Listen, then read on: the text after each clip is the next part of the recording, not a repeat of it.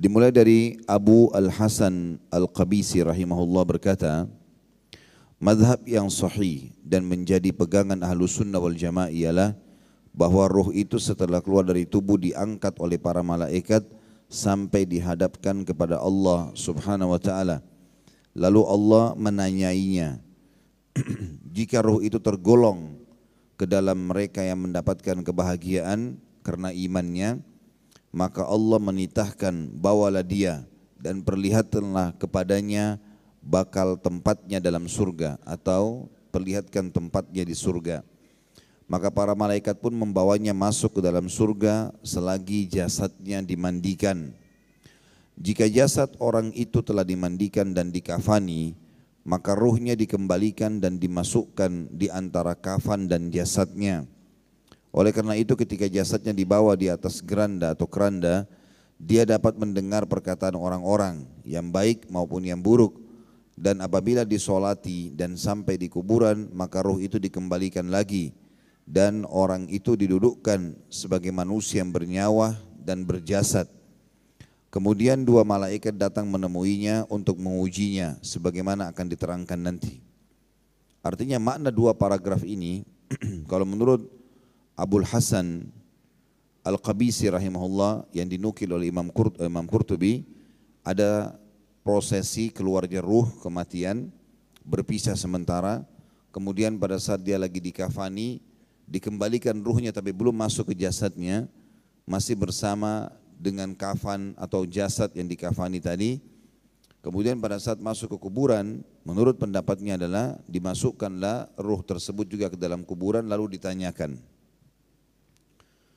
Dari Amr bin Dinar, dia berkata, tidaklah seseorang meninggal dunia melainkan ruhnya ada di tangan malaikat. Mayit itu melihat bagaimana jasad dirinya dimandikan, bagaimana dikafani, dan bagaimana dia dibawa berjalan, lalu dia duduk dalam kuburan. Abu Hamid berkata dalam kitabnya Kashful Ulum Al-Akhirah, atau membongkar semua yang berhubungan dengan akhirat, kurang lebih terjemahnya seperti itu ya. Apabila malaikat maut telah mencabut nyawa seseorang yang mendapat kebahagiaan karena imannya, maka nyawanya itu dibawa oleh dua malaikat yang berwajah rupawan, berpakaian indah dan beraroma harum. Mereka membungkusnya dalam kain sutra surga seukuran batang pohon kurma. Sosoknya tetap sebagai manusia yang tidak hilang akalnya maupun ilmunya yang telah diperolehnya di dunia. Para malaikat membawa nyawa itu naik ke angkasa atau ke langit. Selama dalam perjalanan nyawa itu melewati umat-umat yang telah lalu dan generasi-generasi yang telah lampau, bagaikan belalang yang tersebar hingga akhirnya mencapai langit terendah. Maka ketua rombongan mengetuk pintu lalu ditanya, siapa kamu? Maksudnya malaikat yang membawa ruh itu akan mengetuk pintu langit dan ditanya oleh malaikat penjaga langit, siapa kamu? Maka penjaga itu pun atau pembawa ruh itu berkata, aku adalah Salsail dan ini yang kubawa adalah Fulan, sambil menyebut namanya yang terbaik dan yang paling disukainya. Maka penjaga pintu itu berkata, sebaik-baik orang adalah Fulan, karena dia tidak ragu dalam keyakinannya. Khusus sampai paragraf sini, di sini ada perkataan aku adalah Salsail. Sebagian ulama yang menukil atau mendukung riwayat ini yang dinukil oleh Abu Hamid dalam Kashfu Ulumul Akhirah dalam buku beliau, mengatakan adalah nama malaikat itu sendiri yang membawa ruh ke langit. Kemudian sampailah rombongan di langit kedua, maka malaikat itu mengetuk pintu dan ditanya, siapa kamu? Maka penjaga langit pun dari malaikat berkata seperti tadi. Para penjaga pintu berkata, selamat datang Fulan, ahlan wa sahlan. Saatnya selamat datang atau selamat bertemu. Dia selalu menjaga sholatnya dengan semua kewajibannya. Makna sampai paragraf sini, setiap langit punya pintu dan setiap pintu ada penjaganya, serta untuk menembus langit-langit tersebut ada amal-amal yang akan memudahkan kita atau ruh kita akan naik sampai ke langit ketujuh tadi. Karena di pintu pertama dikatakan yang menyebabkan pintu langit terbuka di pintu pertama, di langit pertama karena dia penuh dengan keyakinannya, yakin Islam benar, dia meninggal dalam keadaan Islam. Di langit kedua dikatakan selamat datang karena dia menjaga sholatnya dengan semua kewajibannya. Kemudian lewatlah mereka hingga sampai ke langit ketiga. Lalu malaikat itu mengetuk pintu lagi, malaikat rahmah yang membawanya atau kasih sayang yang membawanya. Dan ditanya lagi oleh penjaga pintu langit ketiga, siapa kamu ini? Maka ketua rombongan menjawab, di sini itu terjemahan kurang tepat ketua rombongan ini ya. Terjemahan yang paling tepat adalah malaikat yang membawa ruh itu. Menjawab seperti jawaban pertama dan kedua, kalau ini adalah fulan bin fulan, digunakan namanya si mayit yang paling baik di dunia. Maka para malaikat pintu langit ketiga menjawab atau mengucapkan selamat datang fulan. Dia selalu memperhatikan perintah Allah mengenai kewajiban hartanya dan tidak kikir sedikit pun. Berarti ini amal yang mengetuk atau yang akan membuat langit ketiga terbuka. Kemudian mereka meneruskan hingga sampai ke langit keempat. Lalu pemimpin malaikat tadi mengetuk lagi pintu yang membawa ruh ini dan ditanya, siapa kamu? Maka dia menjawab seperti jawaban tadi dan mendapat sambutan, selamat datang fulan. Dia telah berpuasa sebaik-baiknya dan menjaganya dari perkataan-perkataan kotor dan makanan yang haram. Kemudian sampailah mereka ke langit kelima. Lalu malaikat tadi juga mengetuk pintu dan ditanya, siapa kamu ini? Lalu dia jawab seperti tadi juga dan mendapat sambutan, selamat datang fulan. Fulan ini maksudnya si mayit ya. Dia telah menunaikan haji wajib tanpa dibarengi dengan sum'ah dan riya. Sum'ah ini sebenarnya mencari nama lah ya. Dia dianggap nanti sudah pergi haji ya, dengan kedudukannya. Kemudian sampai ke langit keenam, ketua rombongan atau malaikat tadi itu mengetuk lagi pintu dan ditanya siapa kamu, maka dia menjawab seperti tadi dan mendapat sambutan selamat datang orang-orang saleh jiwa atau selamat datang orang yang saleh jiwa yang baik dan banyak berbakti kepada kedua orang tuanya. Lalu pintu pun dibukakan untuknya. Akhirnya sampai dia di langit ketujuh. Maka malaikat yang membawanya, malaikat rahmah mengetuk pintu lagi dan ditanya, siapa kamu? Oleh penjaga malaikat pintu langit ketujuh. Maka dia menjawab seperti tadi dan mendapat sambutan selamat datang fulan. Dia banyak beristighfar saat dini hari, bersedekah secara diam-diam dan menjamin anak-anak yatim. Lalu dibukakanlah pintu. Kemudian lewatlah rombongan itu hingga tiba di Saradiqatul Jalal ya, atau kemah-kemah keagungan. Ketua rombongan mengetuk pintu dan ditanya, siapa kamu? Maka dia jawab seperti tadi juga dan mendapat sambutan selamat datang, ahlan wa sahlan, hamba yang soleh dan jiwa yang baik. Dia banyak beristighfar, beramar ma'ruf dan bendahin mungkar dan memuliakan orang-orang miskin. Dan mereka terus berjalan dan bertemu dengan para malaikat, semuanya senang menerima kedatangannya dan menyalaminya sehingga sampailah di Sidratil Muntaha. Lalu malaikat yang membawanya mengetuk pintu dan ditanya siapa kamu, maka dia menjawab seperti tadi dan mendapat sambutan selamat datang fulan, ahlan wa sahlan, amalnya soleh, ikhlas semata-mata karena Allah. Lalu dibukakan pintu. Kemudian mereka melewati lautan api, melewati lautan cahaya, melewati lautan kegelapan, melewati lautan es, lalu melewati lautan embun. Lautan-lautan itu panjangnya masing-masing 1000 tahun perjalanan. Kemudian mereka menembus hijab yang terpasang pada arsy Tuhan yang Maha Pengasih. Hijab-hijab itu sebanyak 80.000 kemah dan mempunyai beberapa balkon. Pada masing-masing kemah ada 80.000 balkonnya. Teras maksudnya. Di atas setiap balkon ada 80.000 bulan. Mereka semua bertahlil kepada Allah, bertasbih dan mensucikannya. Andaikan salah satu dari bulan-bulan itu muncul ke langit bumi atau ke langit dunia yang terendah, niscaya dia disembah sebagai Tuhan selain Allah dan niscaya akan membakar cahaya langit. Artinya saking indahnya ya. Ketika itulah ada panggilan dari hadrat Allah lewat belakangan kemah-kemah tersebut, nyawa siapakah yang kalian bawa? Maka para malaikat menjawab fulan bin fulan. Selanjutnya Allah yang Maha Agung bertitah, dekatkan dia. Kamu adalah sebaik-baik hamba, wahai hambaku. Dan ketika nyawa itu dihadapkan ke hadirat Allah, dia merasa malu dikarenakan beberapa perbuatan tercela dan hina yang telah dia pernah perbuat. Sehingga dia mengira dirinya pasti binasa. Namun Allah telah memaafkannya.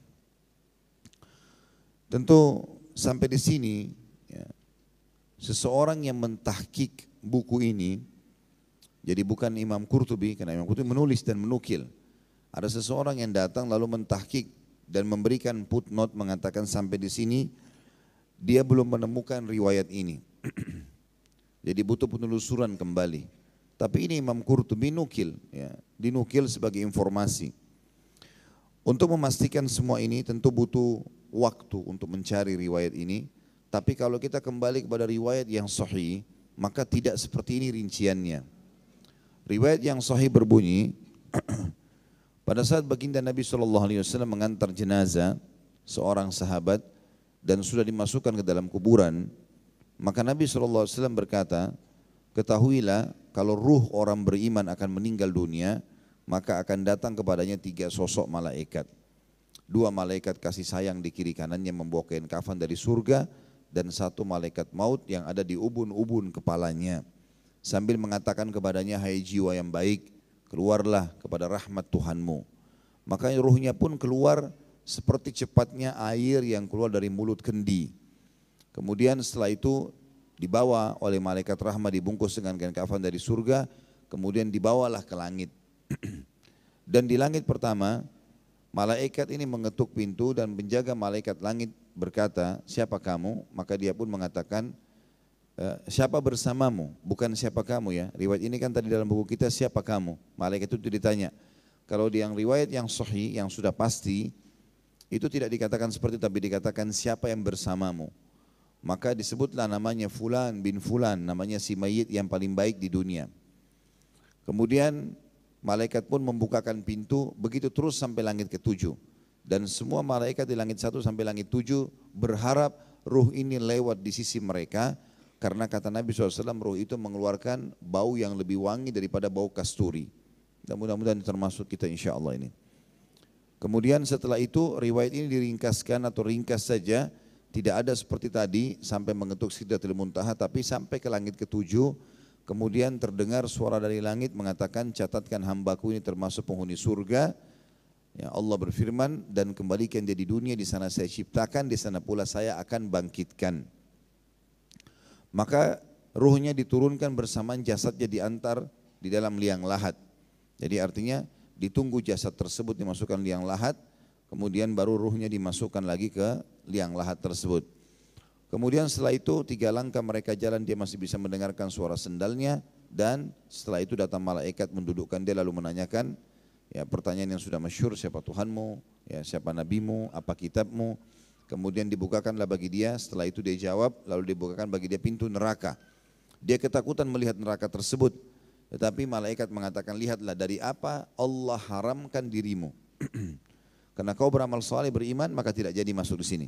Ditutup, dibuka pintu surga dengan segala macam fasilitasnya. Dia pun kagum, maka malaikat berkata, ini tempat kamu sekarang. Lalu dia berdoa mengatakan, ya Allah cepatkan waktu karena aku ingin masuk ke dalam surgaku.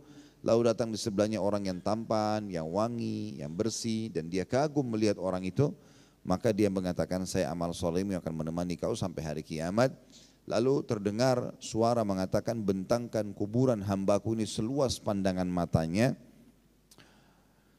dan bukakanlah jalan menuju ke surganya setiap pagi dan petang. Sehingga kata Nabi SAW, sampailah padanya bau wanginya surga.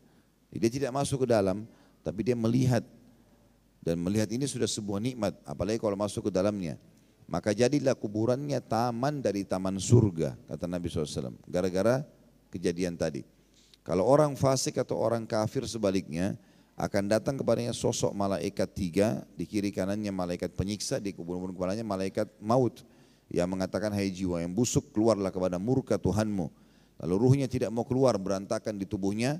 Kata Nabi SAW, lalu malaikat menarik dengan keras dari ubun-ubun kepala, seakan-akan bulu domba yang dibasahkan lalu dililitkan di pohon berduri dan ditarik dengan keras sehingga berantakanlah bulu domba tersebut. Lalu kemudian Pada saat dia sudah keluar, belum sesaat keluar ditangkap oleh malaikat penyiksa, dua di kiri kanannya yang bawa kain kafan dari neraka, lalu dibawa ke langit. Baru di langit pertama sudah ditolak oleh para malaikat karena ruh tersebut mengeluarkan bau lebih busuk daripada bau bangkai. Lalu kemudian terdengar suara dari langit mengatakan, catatkan hambaku ini termasuk penghuni neraka dan kembalikan dari dunia, di sana saya ciptakan, di sana pula saya akan bangkitkan. Maka bersamaan jasadnya diantar, dimasukkanlah juga ruh tersebut. Begitu masuk ke dalam kuburan, 3 langkah mereka jalan masih didengar suara langkah kakinya. Kemudian malaikat datang dan mendudukkan dia, lalu menanyakan siapa Tuhanmu, siapa nabimu, apa kitabmu. Dia tidak bisa menjawab, dia hanya mengatakan saya hanya mengikuti apa yang orang ucapkan. Maka dibukakan baginya pintu surga, dia kagum, dia suka. Malaikat bilang, lihat dari apa kamu haramkan dirimu sendiri. Lalu kemudian dibukakan pintu neraka dan dikatakan ini tempat kamu sekarang, tidak ada lagi tempat lari selainnya. Maka dia berkata, ya Allah, jangan cepatkan waktu karena aku tidak ingin masuk ke nerakaku. Lalu datang orang di sebelahnya, buruk tampangnya, baunya busuk, ya.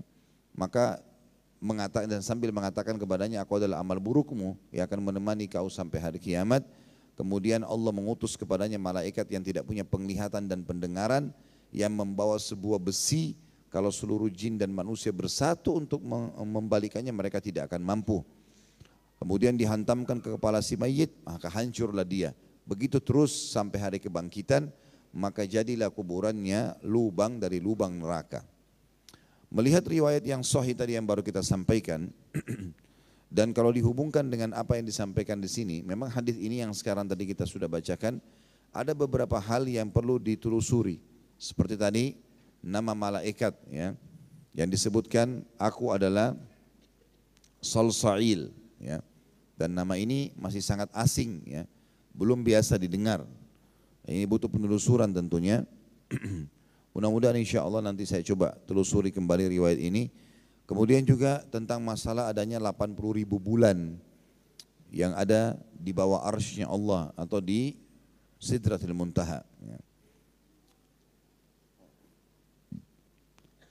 Kita lanjutkan, demikianlah kata beliau, sebagaimana diriwayatkan dari Yahya bin Aksum Al-Qadi, bahwasanya dia ditampakkan dalam mimpinya setelah meninggal. Maka dia ditanya, apa yang Allah lakukan terhadapmu? Yahya bin Aksum ini adalah salah satu qadi, hakim di negeri Syam, terkenal dengan kesolehannya. Dinukil kisahnya pada saat dia meninggal, sempat dia dalam mimpi seseorang, dia datang. Sempat ditanya, ya, bagaimana keadaan anda? Lalu dia mengatakan, atau apa yang Allah telah lakukan terhadapmu? Lalu dia menjawab, dia maksudnya Allah menyuruhku menghadap ke hadiratnya. Jawab Yahya menerangkan, kemudian berfirman, hai orang tua buruk, kamu telah melakukan begini dan begini. Aku berkata, wahai Tuhanku, bukan begitu yang telah engkau ceritakan mengenai dirimu. Jadi apa yang telah aku ceritakan mengenai diriku, hai Yahya? Maksudnya di sini terjadi pembicaraan antara seorang hamba dengan Tuhannya. Allah mengatakan, ya, hai orang tua yang buruk, kamu telah melakukan begini dan begitu. Maka dia pun berkata kepada Allah, wahai Tuhanku, bukan begitu yang telah engkau ceritakan tentang dirimu. Aku tidak pernah temukan ada riwayat bahwasanya Tuhanku akan berbicara seperti itu dengan hambanya. Lalu Allah bertanya, jadi apa yang telah aku ceritakan mengenai diriku, hai Yahya? Maka dia pun menjawab, telah cerita kepadaku Az-Zuhri dari Ma'mar, dari Urwah, dari Aisyah, dari Nabi SAW, dari Jibril, dari engkau yang maha suci, bahwasanya engkau telah berfirman, sesungguhnya aku malu menyiksa orang-orang yang telah beruban dalam Islam. Maka Allah pun berfirman, hai Yahya, kamu benar. Benar pula Az-Zuhri, Ma'mar, Urwah, Aisyah, Muhammad dan Jibril, dan sungguh aku ampuni kamu. Ini sebuah riwayat, juga di situ ditulis footnote nomor 1. Di atas sudah disebutkan pembicaraan mengenai ini, maksudnya pernah ada disebutkan riwayat yang mirip dengan ini, ya. Kemudian dari Ibnu Nabata, ketika dia ditampakkan dalam mimpi, dia ditanya, apa yang telah Allah lakukan terhadapmu? Maka dia pun menjawab, Allah telah menyuruh aku menghadap ke hadiratnya. Jawab Ibnu Nabata menerangkan, lalu dia berfirman, kamu orang yang lancar bicara sampai orang mengatakan alangkah fasihnya dia. Maka aku katakan maha suci engkau, sesungguhnya aku telah menyifati engkau, maksudnya aku telah meyakini keberadaanmu. Allah berfirman, katakan apa yang kamu katakan di dunia. Maka aku berkata, mereka dihancurkan Tuhan yang telah menciptakan mereka. Mereka dibikin diam oleh Tuhan yang telah membuat mereka bicara. Dan Tuhan akan mengadakan mereka kemari atau menghadapkan mereka kemari di akhirat. Sebagaimana dia telah meniadakan mereka dan dia akan menghimpun mereka kembali. Sebagaimana dia memisahkan mereka. Maka Allah berfirman kepadaku, kamu benar, pergilah. Sesungguhnya aku benar-benar telah mengampuni kamu. Ini riwayat. Jadi sampai sini paragraf 2 kisah tentang orang ini yang sudah meninggal adalah kisah yang dinukil. Ya. Tapi karena kita kajian kitab, Bapak Ibu sekalian, maka saya harus baca semuanya. Nanti kita akan berikan kesimpulan di akhir ya. Jadi kajian kitab memang kita harus membaca semuanya. Nanti akan kita telusuri tentang kesahihannya, penguat riwayatnya atau pendapat ulama yang berhubungan dengan masalah statement seperti ini. Dan ini memang cukup banyak kita temukan kalau dalam kisah para salafus saleh. Banyak di antara mereka yang sudah meninggal kemudian datang di mimpi orang lain. Ya. Seperti kisah tentang istrinya Harun al-Rashid. Dia rutin sekali bersedekah, baik itu membiayai orang pergi haji, orang jihad, bahkan dia pernah membangun bendungan air Zam-Zam di wilayah antara Arafah ke Muzdalifah untuk memberikan minum seluruh jemaah haji. Dan zaman dulu tidak ada ledang air kayak kita sekarang, jadi menggunakan unta dengan kendi-kendi yang besar lalu diisi gitu. Maka dia pun meninggal dan sebelum dia meninggal orang banyak berbicara. Pada saat dia meninggal orang banyak bicara mengatakan orang ini di surga karena banyak sekali amal solehnya. Kemudian ponakan dia yang sering dia bantu dan sangat dekat dengan dia mimpi ketemu sama tantenya ini. Lalu dia bertanya, apa yang telah Allah lakukan dengan engkau hai tanteku? Maka istrinya Harun Rashid mengatakan, sungguh seluruh amal yang pernah saya kerjakan hancur dan musnah. Tidak satu pun diterima oleh Allah. Maka kata keponakannya, bagaimana dengan biaya jemaah haji, biaya jihad, bagaimana dengan penampungan air Zam-Zam antara Arafah dan Muzdalifah? Maka kata dia, semuanya saya lakukan riya. Lalu ponakannya tanya, lalu bagaimana keadaanmu sekarang? Kata dia, Allah telah mengampuni aku dengan amal-amal wajib yang pernah aku kerjakan dan sholat malam yang aku kerjakan tanpa ada manusia melihatnya. Ini dinukil dan masyhur di kisah ini di kalangan para ulama. Juga ada kisah yang lain, ada 2 orang sahabat yang saling janji satu sama yang lain, kalau siapapun yang meninggal lebih dulu memohon kepada Allah untuk datang dalam mimpi temannya. Maka pada saat itu pun salah satunya meninggal dan temannya mimpi benar bertemu dengan yang sudah meninggal ini. Dan pada saat itu ditanyakan kepada dia, apa yang sudah Allah lakukan padamu? Dia mengatakan Allah sudah memaafkan kesalahanku dan menerima amal-amalku. Lalu kemudian temannya yang masih hidup melihat di leher sebelah kanannya ada bercak berwarna hitam. Maka dia pun tanya temannya yang sudah meninggal, apa itu?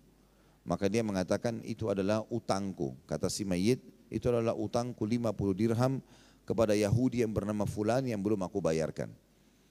Maka ambillah di ruang tamu rumahku dan bayarkanlah kepadanya. Maka dia pun mengatakan baiklah saya akan lakukan. Karena dalam mimpi tidak bisa diatur perkataan tapi muncul seperti itu saja.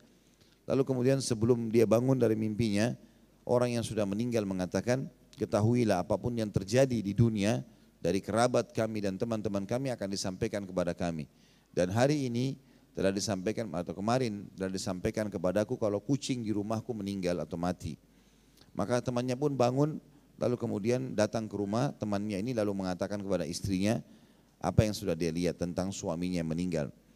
Lalu kemudian diperiksa ternyata ditemukan betul ada uang 50 dirham di ruang tamunya. Kemudian juga sisa tambahannya yang lain adalah dia mendatangi Yahudi betul terbukti dan ternyata dia tanyakan sebelum tinggalkan rumah tersebut, apakah ada sesuatu yang terjadi di rumah kalian? Kata perempuan istri yang menjanda ini dari temannya dia mengatakan tidak ada apa-apa kecuali kucing kami meninggal kemarin. Dan ada sekian banyak kisah-kisah yang dinukil seperti ini. Tentu kisah seperti ini karena dia bukan riwayat sebuah hukum Dia adalah kisah yang dinukil. Ada kemungkinan benar, ada kemungkinan tidak, gitu kan. Jadi dia didatangkan hanya untuk menguatkan saja. Kalau memang sebenarnya ruh itu, karena yang mau dimaksudkan di sini adalah seperti judulnya, kemana ruh ya, pada saat dia keluar dari tubuh. Itu yang ingin ditekankan oleh Imam Qurtubi. Dia keluar, dia ke langit, lalu kembali ke alam barzah atau di kuburan. Juga dinukil dari Mansur bin Ammar bahwa dia ditampakkan dalam mimpi. Maka ditanya, apa yang telah Allah lakukan kepadamu? Lalu dia menjawab, dia Allah menyuruh aku menghadap ke hadiratnya. Jawab Mansur, lalu berfirman, bawa apa kamu datang kepadaku hai Mansur? Lalu kata Mansur, membawa 36 kali haji. Tapi dia Allah menolak. Sambil berfirman, tidak ada yang aku terima satupun, tegasnya. Kemudian dia bertanya pula, bawa apa lagi kamu datang kepadaku hai Mansur? Lalu aku menjawab, membawa 360 kali khatam Al-Quran. Namun juga Allah menolaknya. Kemudian dia bertanya pula, bawa apa lagi kau kepadaku hai Mansur? Maka aku menjawab, aku datang membawa kepadamu, aku datang kepadamu membawa engkau ya Allah, maksudnya imanku kepadamu. Maka Allah SWT berfirman, sekarang barulah kamu benar-benar datang kepadaku, pergilah aku telah mengampunimu. Di antara manusia ada yang ketika baru sampai di kursi sudah mendengar seruan tolak dia, maksudnya di arsy-Nya Allah. Dan ada pula yang ditolak ketika baru akan sampai ke wilayah hijab-hijab tadi. Adapun yang sampai kepada Allah Subhanahu wa taala hanyalah orang-orang yang telah mengenalnya. Sampai sini tentunya yang dinukil oleh Imam Qurtubi berhubungan dengan ruhnya orang beriman. Dan saya sudah bahasakan tadi teman-teman sekalian, karena ini beda buku maka kita akan bacakan semuanya. Dan untuk menyimpulkan semua paragraf tentang orang beriman ini, kita datangkan tadi riwayat yang sahih. Kalau memang ruh akan keluar dari jasad dan juga akan bertemu dengan Allah Subhanahu wa taala walaupun belum melihat zatnya Allah. Karena melihat zatnya Allah sudah pernah kita sebutkan, itu nanti kalau seseorang sudah masuk ke dalam surga di akhirat nanti. Dan yang kita pegangi tentu riwayat yang sahih sudah saya jelaskan tadi ya. Kalau rincian masalah kema 80.000, ada bulan, kemudian nama malaikat tadi, Salsail, itu semua butuh penelusuran insya Allah. Sekarang kita masuk ke penjelasan masalah nyawa orang kafir.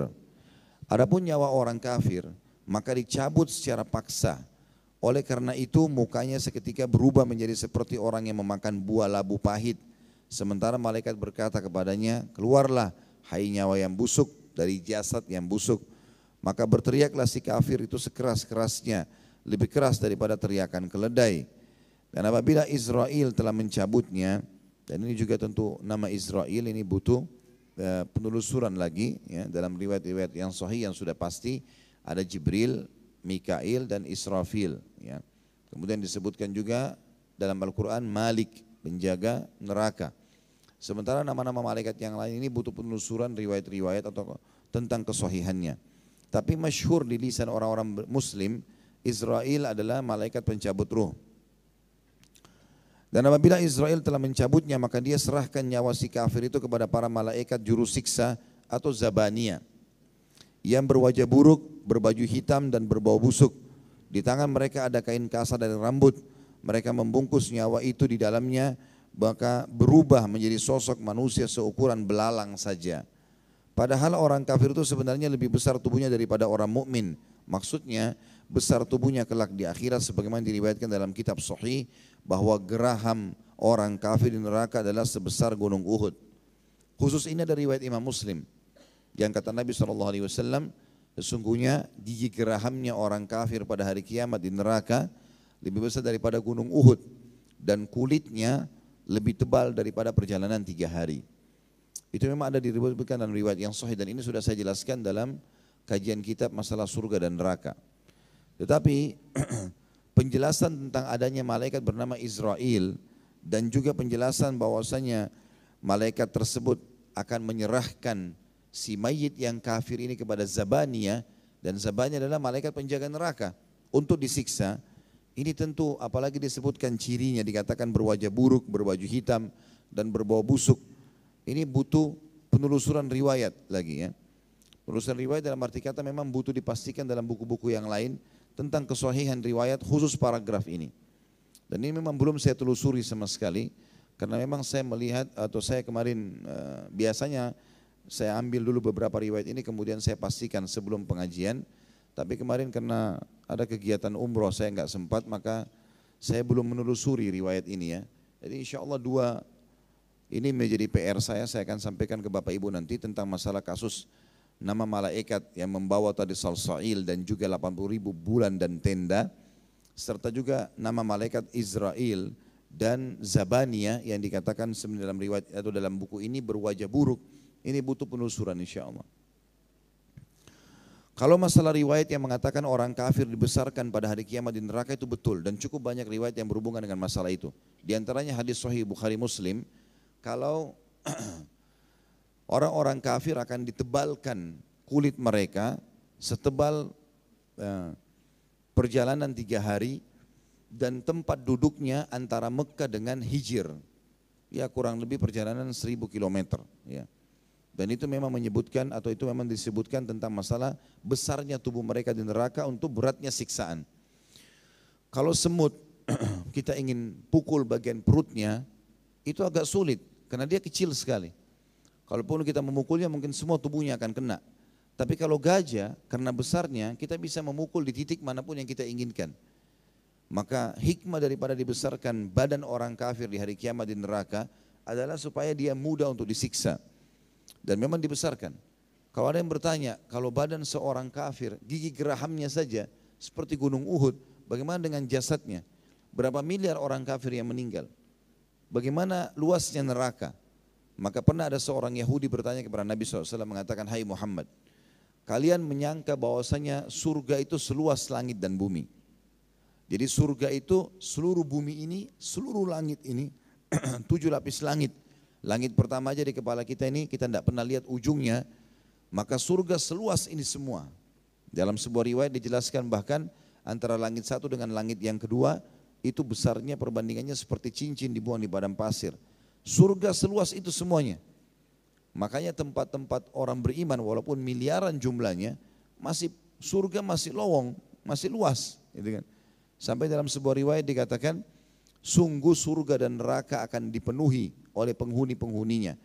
Kalau orang-orang di neraka, maka Allah akan besarkan badannya orang-orang kafir sehingga memenuhi neraka tersebut. Dan kalau surga, Allah ciptakan makhluk-makhluk dari pelayan-pelayan untuk memenuhi surga tersebut. Kita kembali ke riwayat tadi. Kalau Nabi SAW mengingatkan badan orang kafir akan dibesarkan seperti gunung Uhud, tadi surga dikatakan luasnya seluas langit dan bumi, kata orang-orang Yahudi, pendeta Yahudi. Lalu di mana neraka? Kalau seandainya surga seluas langit dan bumi ini, di mana neraka? Apakah neraka juga sebesar itu? Maka Nabi SAW menjawab dengan hal yang sangat bijak. Beliau mengatakan, Subhanallah, Maha Suci Allah. Kalau begitu di mana malam pada saat siang datang? Artinya Allah SWT Maha Kuasa menciptakan juga seluas langit dan bumi, neraka itu sendiri. Jadi walaupun penghuninya dibesarkan sebesar seperti dijelaskan tadi orang kafir, gigi gerahamnya seperti gunung Uhud, kulitnya setebar 3 hari dan seterusnya, ini semua adalah riwayat yang menjelaskan tentang memang masuk di akal kalau neraka itu luas dan besar. Abu Dakyail, saya lanjutkan dulu, jawab malaikat itu, pada saat orang kafir dinaikkan ke langit, saya baca, selanjutnya dikatakan nyawa orang kafir itu dibawa naik sampai ke langit terendah, langit pertama. Lalu malaikat yang membawanya bertugas membawanya mengetuk pintu, lalu ditanya oleh malaikat penjaga langit, siapa kamu? Dia menjawab, aku adalah Dakyail. Ini nama malaikat yang membawa orang kafir. Kalau tadi Salsail dikatakan yang membawa nyawa orang beriman. Dakyail adalah ketua rombongan yang memimpin para malaikat juru siksa tadi. Lalu ditanya, siapa yang kamu bawa? Maka dia menjawab, Fulan bin Fulan.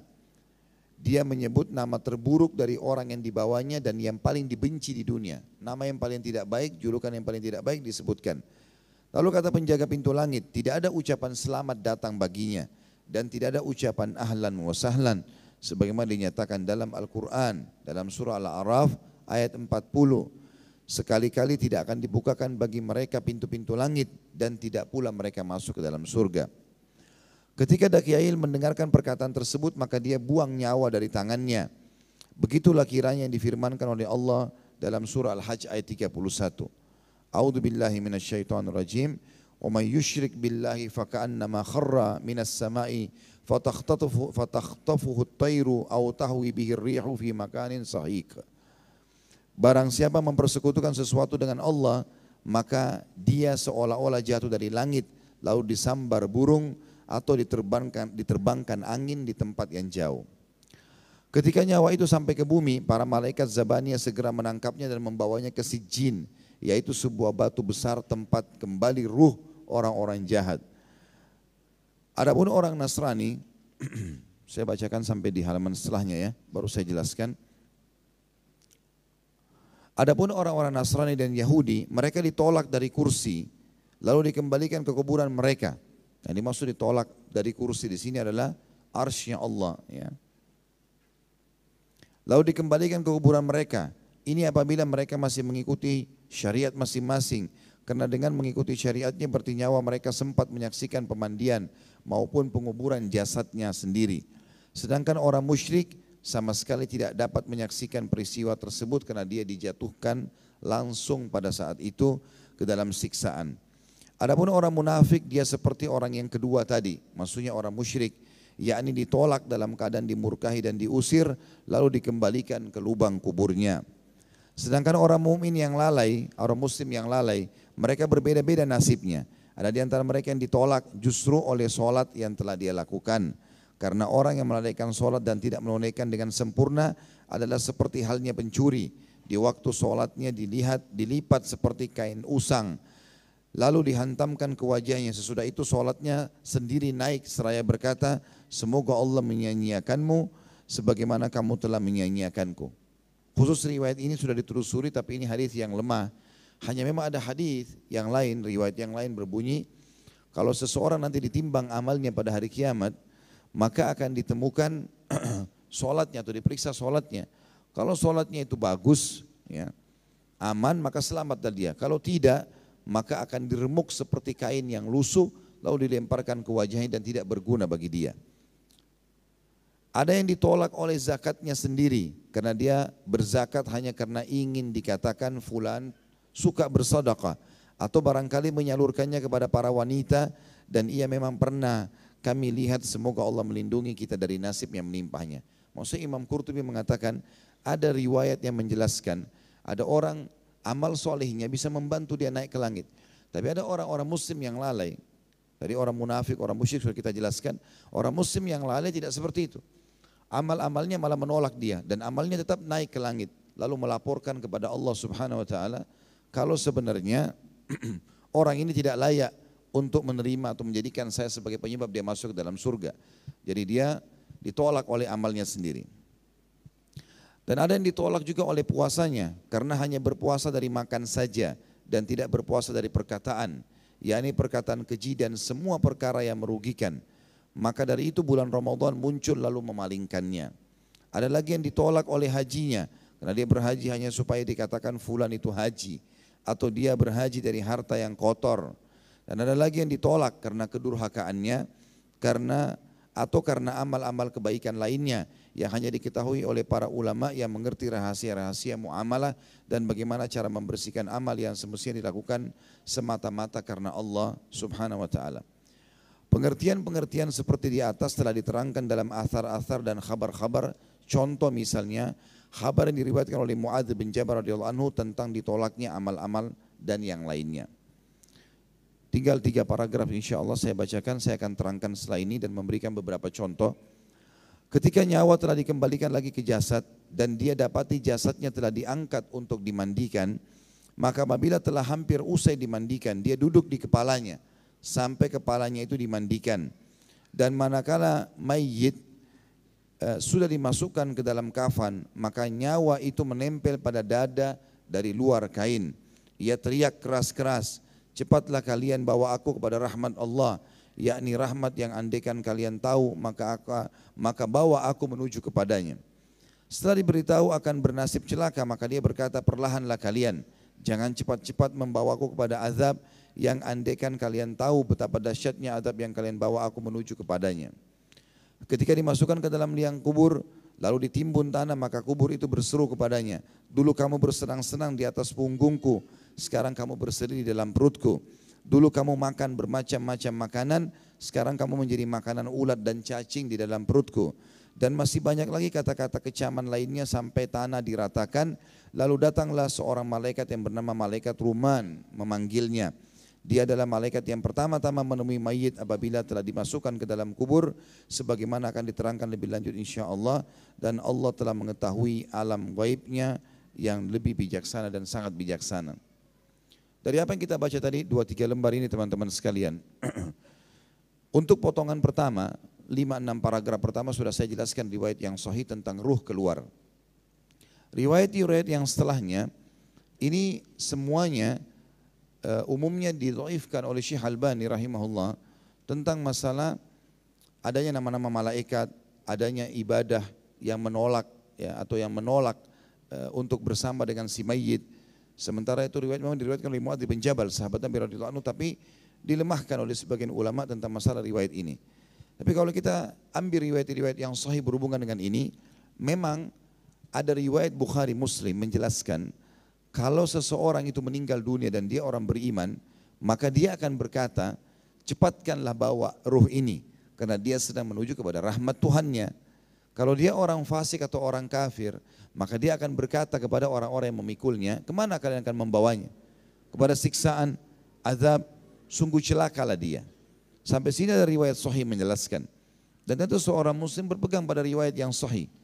Yang penting adalah kita mengetahui dan meyakini kita akan meninggal dunia dan ada prosesi malaikat bertemu dengan kita dan kemudian dibawa ruh itu untuk dilaporkan kepada Sang Pencipta Allah Subhanahu wa taala.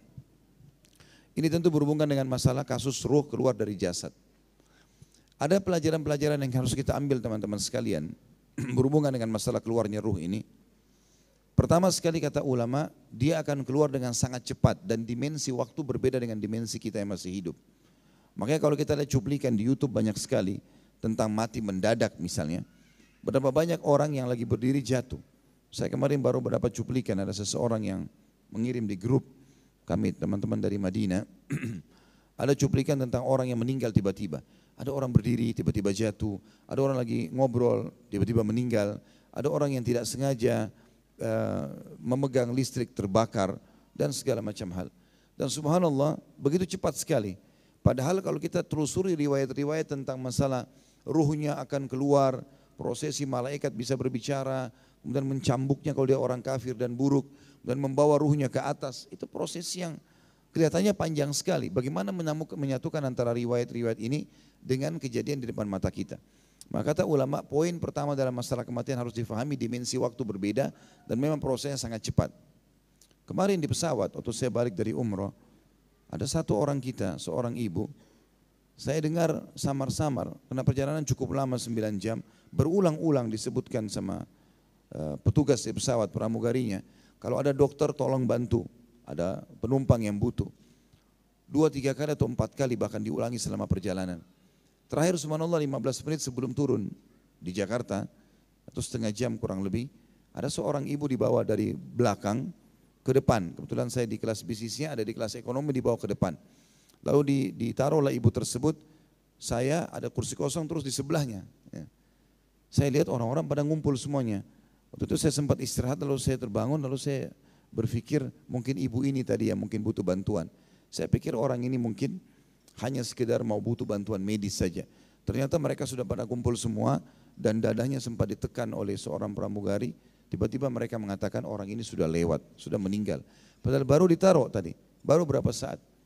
Sementara ditinggalkan karena pesawat harus turun landing, saya sempat memperhatikan, melihat ke arah ibu tersebut, sepintas karena sudah ditutup sama selimut. Saya lalu berpikir pada saat itu, begitu cepatnya mati itu datang. Padahal ibu ini tadi menurut teman-teman travelnya adalah orang-orang yang tadinya aktif biasa, sampai naik ke pesawat pun masih banyak ngomong, kegiatannya masih banyak, tapi sekarang dia sudah meninggal. Saya jadikan sebagai bahan muhasabah. Bagaimana kalau seandainya terjadi pada saya pada saat itu? Saya pun akhirnya beristighfar kepada Allah SWT untuk mengambil pelajaran dari situ, betapa mudahnya kematian kalau datang. Ini mirip seperti kasus Hasan Basri rahimahullah. Pada saat beliau pernah mengantar jenazah, lalu beliau berzikir. Ada anak muda di sebelahnya lalu berkata, "Wahai imam, kenapa anda berzikir?" Kata Hasan Basri, "Diamlah wahai anak muda, berzikirlah. Karena yang sedang kita antar sudah enggak bisa berzikir lagi." Maka anak muda tersebut pun sambil berzikir, sambil mendengar nasihat tersebut, lalu kemudian dia sambil berzikir atau mengamalkan apa yang disampaikan oleh Hasan Basri. Kita ambil pelajaran daripada kasus ruh keluar dari jasad ini adalah bagaimana seseorang meyakini itu akan terjadi, dan seorang mukmin harusnya hati-hati karena setiap saat bisa terjadi pada dia. Tidak ada sesuatu yang menghalangi, apakah dia sehat, dia sakit, dia tua atau dia muda, bisa terjadi setiap saat. Ya, ini bisa semua terjadi setiap saat dan setiap orang harus siap untuk itu.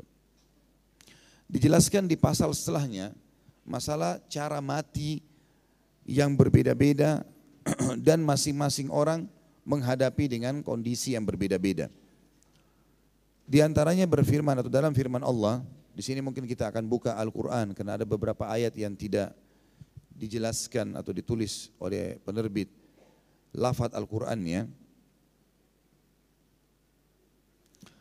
Kalau ayat yang pertama tentang orang-orang beriman diwafatkan oleh para malaikat yang baik-baik, tampangnya baik, badannya wangi, ya. Itu disebut dalam surah An-Nahl ayat 32. A'udzu billahi minasyaitonir rajim. Alladzina tatawaffahumul malaikatu thayyibin. Ini bisa kita buka dulu surah An-Nahl ayat 32. Saya ulangi baca ayatnya. A'udzu billahi minasyaitonir rajim. Alladzina tatawaffahumul malaikatu thayyibin yaquluna salamun alaikum udkhulul jannata bima kuntum ta'malun. Itu lanjutan ayatnya. Dan orang-orang yang diwafatkan dalam keadaan baik oleh para malaikat dengan mengatakan kepada mereka, salamun alaikum, keselamatan buat kalian, masuklah kalian ke dalam surga itu disebabkan apa yang telah kalian kerjakan. Ayat ini surah An-Nahl, surah nomor 16 ayat 32 menjelaskan tentang prosesi orang beriman kalau meninggal dunia.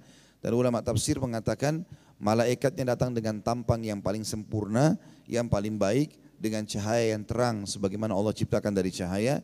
Kemudian orang beriman itu pun ruhnya akan keluar dalam bentuk cahaya yang terang sambil disambut dengan sambutan yang meriah kayak tadi.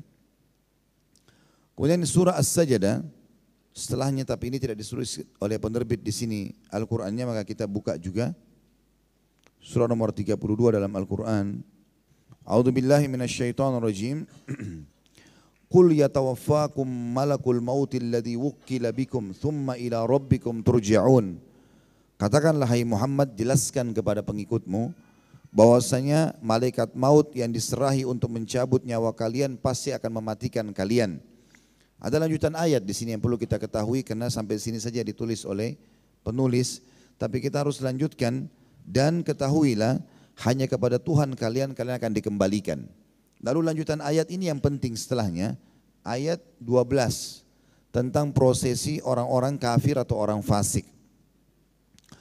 Walau tara idzil mujrimuna nakisu ru'usihim 'inda rabbihim rabbana absarna wa sami'na farji'na na'mal salihan inna muqinun. Dan jika sekiranya kalian melihat mereka orang-orang yang berbuat dosa itu menundukkan kepala di hadapan Tuhan mereka, seraya mereka berkata, ya Tuhan kami telah melihat dan mendengar, maka kembalikanlah kami ke dunia, kami akan mengerjakan amal soleh, sesungguhnya kami adalah orang-orang yang yakin sekarang. Ayat yang kedua tadi surah Sajdah ini menjelaskan tentang prosesi keluarnya ruh oleh malaikat maut, tapi itu ayat 11, ayat 12 menjelaskan ini adalah keterangan masalah orang fasik ataupun orang kafir. Jadi ternyata Allah Subhanahu wa taala memperlihatkan buat mereka bagaimana beratnya siksaan sehingga mereka minta dikembalikan ke dunia, dan ini berarti memang ada pembicaraan, ada suara mereka keluar, tapi kita yang masih hidup tentu tidak bisa mendengar masalah itu.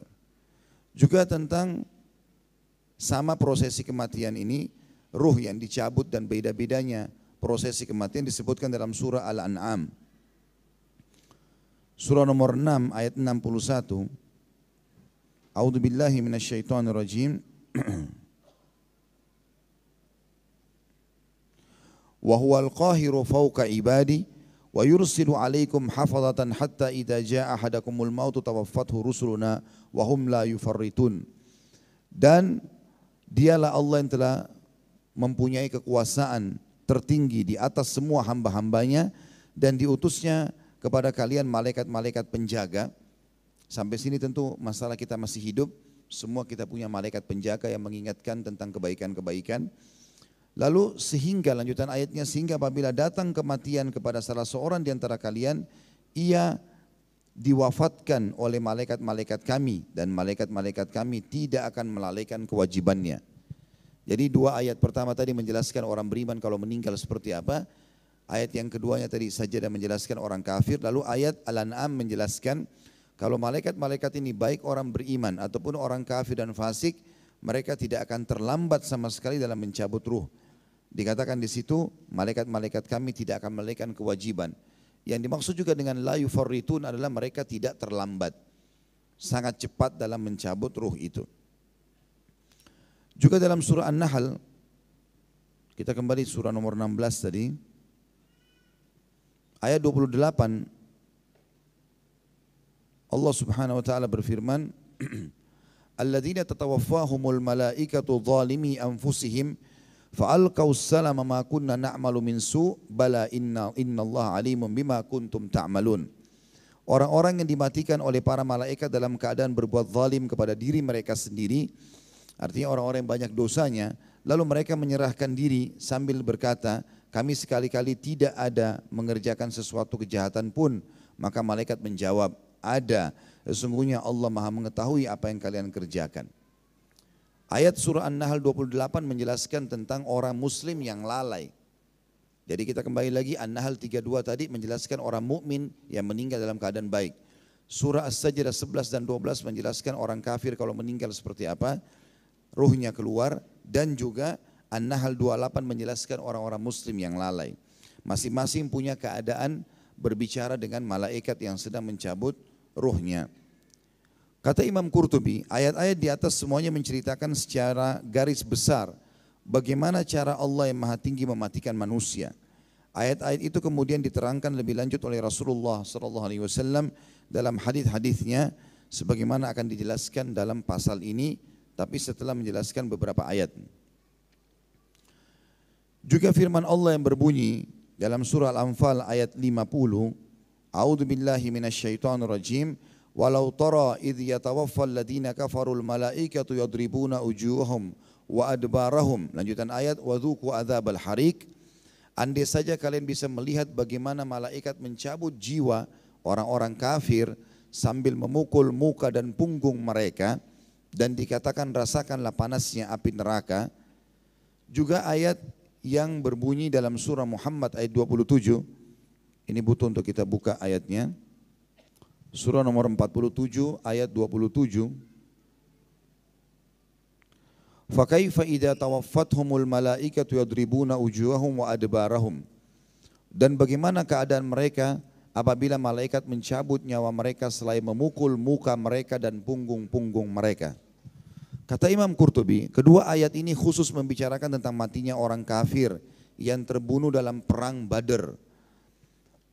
Menurut versi yang disepakati oleh para ahli ta'wil atau tafsir, sebagaimana dikatakan oleh sebagian ulama, meskipun ada pendapat lain seperti Al-Mahdawi umpamanya, dia mengatakan bahwa orang-orang kafir sampai sekarang pun masih tetap dimatikan dengan cara dipukul dan dihinakan.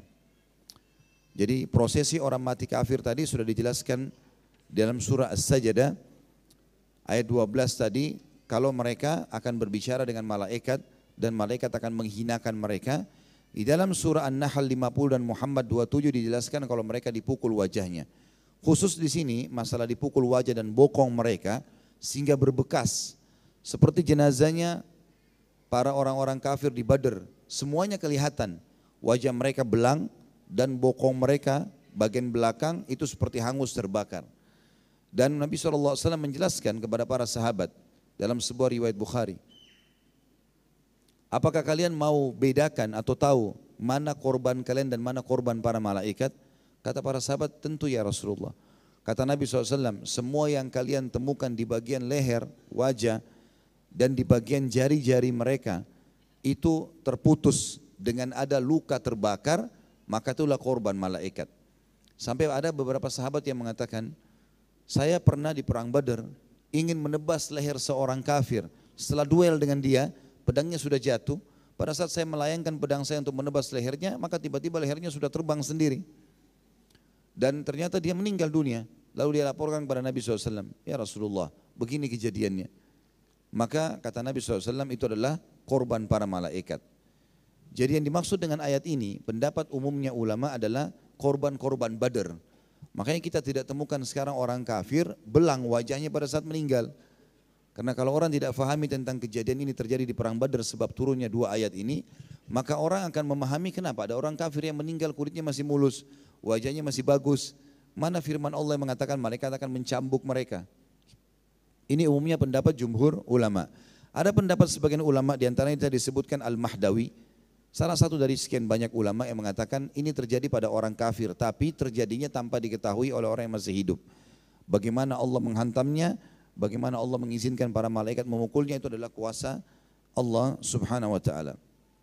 Kata beliau, sementara itu Muslim meriwayatkan atau Imam Muslim dalam sebuah hadis yang panjang, Abu Zamil menceritakan dari Ibnu Abbas radhiyallahu anhu, dia berkata, tak kala ada seorang laki-laki dari kaum muslimin berusaha keras mengejar seorang laki-laki dari kaum musyrikin yang ada di depannya, tiba-tiba dia mendengar suara pukulan cambuk di angkasa dan suara seorang penunggang kuda berseru, cepatlah, hai Haizum.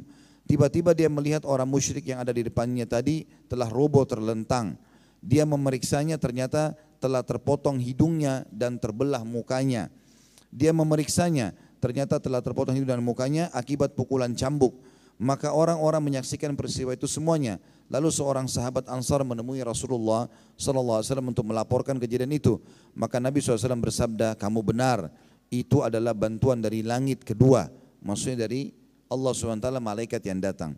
Pada hari itu kaum muslimin berhasil membunuh 70 orang kafir dan menawan 70 orang lainnya, dan seterusnya sebagaimana dituturkan oleh Abu Zamil. Maksudnya terjadi di perang Badar. Jadi ayat-ayat yang menjelaskan tadi terjadi di perang Badar. Banyak di antara korban mereka kelihatan wajahnya hitam dan bokongnya terbakar, ya, jari-jarinya terputus. Jadi pendapat yang paling kuat sebenarnya menjelaskan tentang ayat ini terjadi pada perang Badar saja. Yang lainnya tidak. Karena banyak korban juga orang-orang kafir setelah peperangan ini, seperti perang Hunain misalnya, dan juga ada perang Bani Mustaliq, ya, ada perang-perang yang lain, itu tidak disebutkan kalau korban-korban orang kafir seperti ini keadaannya.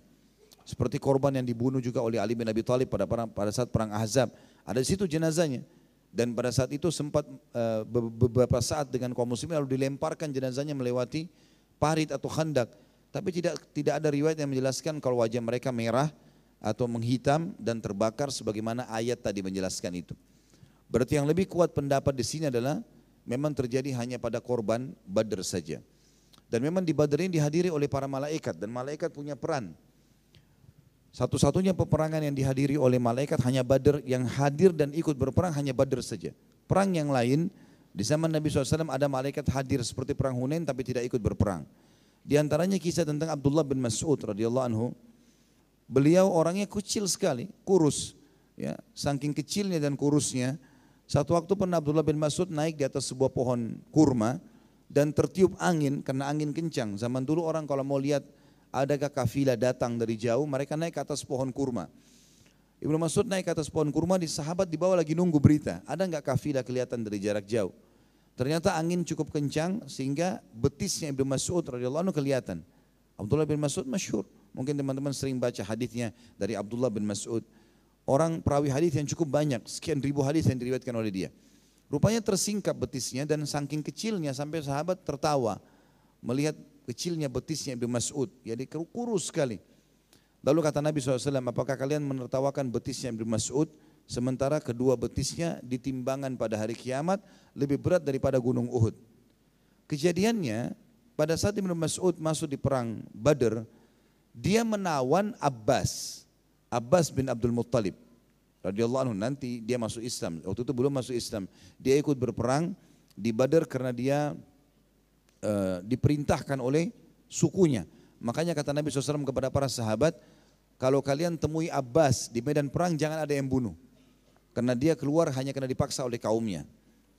Lalu pada saat itu Abbas orangnya seperti Umar bin Khattab. Kalau naik di kuda, duduk di kuda kakinya bisa sampai di tanah. Jadi saking tingginya 2 meter sekian. Dipegang oleh Abdullah bin Mas'ud. Ditawan Abdullah bin Mas'ud. Abdullah bin Mas'ud pegang tangannya. Maka Abbas teriak-teriak pada saat itu. Kesakitan. Semua orang menyaksikan. Lalu kemudian berkatalah ya, orang-orang, hai Abbas, ada apa denganmu? Badan sebesar ini, kamu teriak karena dipegang oleh Ibn Mas'ud yang sekecil itu? Maka kata Abbas, demi Allah seakan-akan tanganku akan patah. Maka Ibn Mas'ud sempat tertawa melihat kejadian tersebut. Karena memang dia tahu tangannya 2 cukup memegang 1 tangan Abbas. Gitu. Tapi 2 tangannya bisa dipegang dan kesakitan. Gitu. Maka Nabi SAW membisikkan Ibn Mas'ud sambil berkata, hai Ibn Mas'ud, jangan kamu bangga dulu karena itu adalah bantuan dari malaikat. Jadi bukan kau yang melakukannya. Kita juga kalau masuk di kancah peperangan teman-teman sekalian harus diketahui sebenarnya tentu kita disuruh punya persiapan ya, punya persiapan kalau mau berperang. Tapi kalau sampai terjadi jihad dan kita lagi berperang, yang membunuh orang-orang kafir sebenarnya itu adalah Allah Subhanahu wa taala, bukan kita. Bukan kita. Jadi walaupun kita tidak punya keterampilan dalam berperang pun kata sebagian ulama, asal kita masuk jihad dan ikhlas, kita bisa membunuh orang kafir, kuasa Allah. Makanya Allah menyebutkan tentang pasukan Nabi SAW, para sahabat, falam taqtuluhum walakinallah qatalahum. Kalian tidak pernah membunuh orang-orang kafir itu, tapi Allah yang telah membunuh mereka. Dan ini banyak sekali fakta dalam lapangan tentang masalah kejadian tersebut. Di Badar, para malaikat hadir dan disaksikan oleh para orang-orang kafir dan juga mereka ya memukul wajah dan bokong orang-orang kafir tersebut dan memutus jari-jari mereka sebagaimana ayat Al-Quran. Di perang Hunain mereka hadir tapi tidak ikut berperang dan banyak orang kafir yang mati di perang-perang lain tapi tidak terjadi ini. Berarti kesimpulan dari paragraf tadi yang kita jelaskan adalah memang kedua ayat tadi lebih cenderung jumhur ulama mengatakan terjadi di Badar. Masalah riwayat yang berbunyi ada seorang sahabat mendengarkan suara cambuk riwayat Imam Muslim dan berbunyi hai Haizum cepatlah. Ada seorang sahabat ini kebetulan datang kepada Nabi SAW lalu berkata, ya Rasulullah, tadi di kancah peperangan ceritanya begini. Saya dengar ada suara mengatakan hai Haizum cepatlah. Lalu kemudian seorang kafir tiba-tiba hidungnya dan wajahnya jadi belang dan hidungnya terputus. Maka kata Nabi SAW itu malaikat yang memanggil temannya untuk segera menghukum ya, orang kafir yang telah diperintahkan Allah untuk membunuhnya. Jadi memang Haizum adalah nama malaikat di sini. Tapi dia malaikat siapa? Apakah dia termasuk bertugas rombongan dari malaikat maut? Apakah dia malaikat khusus untuk membunuh orang-orang kafir? Allahu alam. Tapi ada nama malaikat Haizum dan ini riwayat sahih beda dengan riwayat tadi yang sudah disebutkan sebelumnya yang belum ada pensahihan atau pencarian tentang masalah kesahihannya. Baik, paragraf terakhir dalam bahasan kita tadi ini tentang masalah bagaimana cara mati adalah firman Allah SWT surah Al-An'am ayat 93.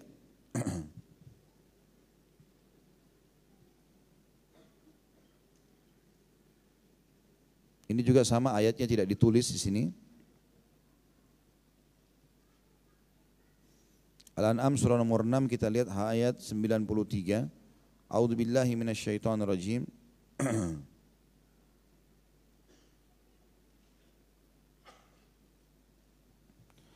وَمَنْ أَظْلَمُ مِمَّنِ افْتَرَى عَلَى اللَّهِ كَذِبًا أَوْ قَالَ أُوحِيَ إِلَيَّ وَلَمْ يُوحَ إِلَيْهِ شَيْءٌ وَمَنْ قَالَ سَأُنْزِلُ مِثْلَ مَا أَنْزَلَ اللَّهُ وَلَوْ تَرَى إِذِ الظَّالِمُونَ فِي غَمَرَاتِ الْمَوْتِ وَالْمَلَائِكَةُ بَاسِطُو أَيْدِيهِمْ أَخْرِجُوا أَنْفُسَكُمْ الْيَوْمَ تُجْزَوْنَ عَذَابَ الْهُونِ بِمَا كُنْتُمْ تَقُولُونَ عَلَى اللَّهِ غَيْرَ الْحَقِّ وَكُنْتُمْ عَنْ آيَاتِهِ تَسْتَكْبِرُونَ. Dan siapa yang lebih zalim kata Allah daripada orang yang membuat kedustaan terhadap Allah dan berkata telah diwahyukan kepada saya padahal tidak ada diwahyukan sesuatu kepadanya. Artinya orang yang dusta mengatakan nabi dirinya padahal bukan nabi. Dan orang yang berkata saya akan menurunkan seperti apa yang diturunkan oleh Allah. Alangkah dahsyatnya sekiranya orang-orang seperti ini. Jadi ini digarisbawahi kalimat alangkah dahsyatnya sekiranya orang-orang seperti ini. Maksudnya ini prosesi kematian orang yang mengaku nabi palsu. Ya. Kalau mereka berada dalam tekanan-tekanan sakaratil maut, sedangkan para malaikat memukul dengan tangannya sambil berkata, keluarkanlah nyawa kalian. Di hari ini kamu dibalas dengan siksa yang sangat menghinakan karena kamu selalu mengatakan terhadap Allah perkataan yang tidak benar dan kamu selalu membohongkan diri terhadap ayat-ayatnya.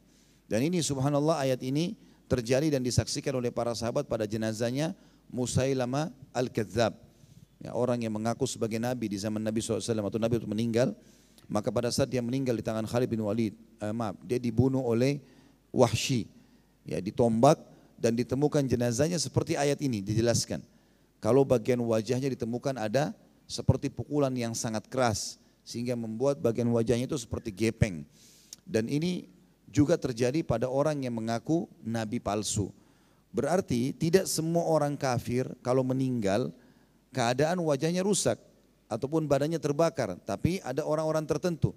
Selain korban Badar juga akan terjadi bagi siapapun yang mengaku nabi palsu. Kalau di zaman sekarang pun ada, maka pasti prosesi jenazahnya atau jasadnya akan ditemukan hal yang sama. Akan ada pukulan yang keras di bagian wajah yang menggambarkan tentang siksaan yang diberikan kepada dia. Ya, Allahu a'lam. Baik, ada pertanyaan? Belum ada.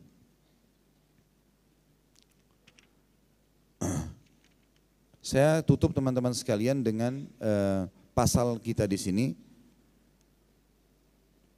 Sebelum nanti insya Allah kita bahas rupa malaikat maut ketika mencabut nyawa orang mukmin dan juga orang kafir, yaitu pencabutan nyawa manusia dalam berbeda tempat dan waktu pada waktu yang sama. Misalnya ada orang mati di Amerika, ada orang mati di Indonesia, seperti apa prosesinya.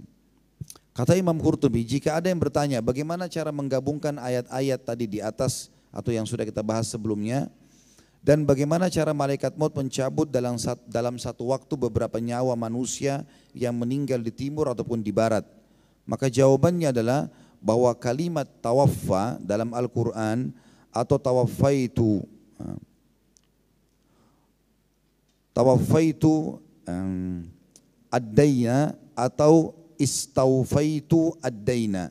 Artinya saya memegang atau menerima hutang tanpa menyisakan sedikit pun darinya. Dan terkadang kata tawaffa yang dikatakan dalam Al-Quran, idh yatawaffal ladina kafaru, pada saat malaikat mewafatkan orang-orang kafir.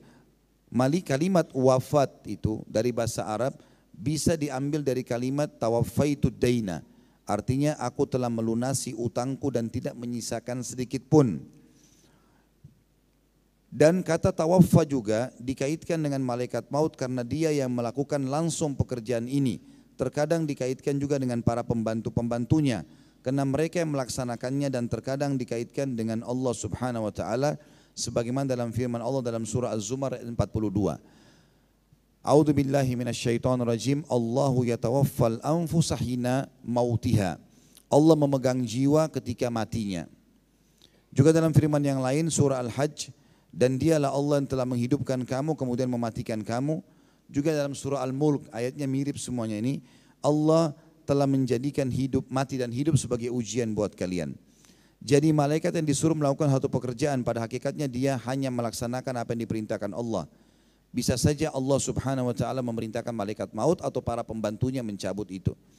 Pendapat sebagian ulama mengatakan malaikat maut, ya, yang dinamakan malaikat maut, dia adalah pemimpin para malaikat khusus masalah tugas mencabut ruh. Kalau satu waktu ada 1 juta orang meninggal karena terjadi gempa, tsunami, ya, atau peperangan, maka berarti malaikat maut itu menugaskan para orang-orang yang ada di bawahnya. Atau yang dimaksud dengan malaikat maut adalah kelompok. Seperti juga malaikat pencatat amal, karena semua manusia ada pencatat amalnya. Maka ada kelompok malaikat yang mencatat amal, ada kelompok malaikat yang mencabut ruh, ya, ada kelompok malaikat yang meniupkan ruh di rahim manusia atau di rahim seorang perempuan. Karena kalau perempuan yang hamil seluruh dunia misalnya sekian ribu orang, maka harus di waktu yang bersamaan ada peniupan ruh. Semua ini pendapat yang kedua mengatakan adalah nama kelompoknya. Al-Kalabi menerangkan malaikat maut mencabut nyawa dari jasad lalu menyerahkannya kepada malaikat rahmah.